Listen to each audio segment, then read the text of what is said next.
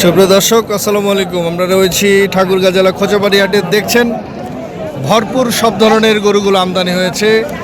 আমরা সেগুলোর তথ্য দেওয়ার চেষ্টা করছি, কেমন দামে বেচা বিক্রি চলছে আর কে কত দাম চাচ্ছে। ভাই, আপনার এটা কি আগর নাকি দাঁতালো? কয় দাঁত? দুই দাঁত। দেশি? কেমন চাওয়া দাম বলেন তো? 80-82 আপনার চাওয়া দাম। কত বলতেছে?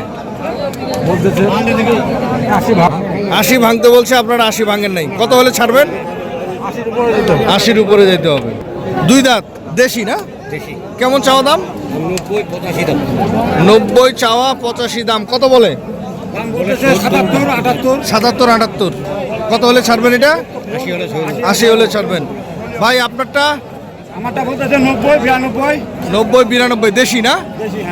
কত হলে ছাড়বেন? 96-97 হলে ছাড়বেন। কেমন বাজার এখন বলেন? বাজার খুব নরম আজকে। বাজার নরম, কারণটা কি বলেন তো? আজকে ওই যে ফাতেহার কথা শুনে মানে গরু প্রচুর ঢুকে গেছে একদম। আচ্ছা, গরুর দাম বলে না, দাম খুব কম।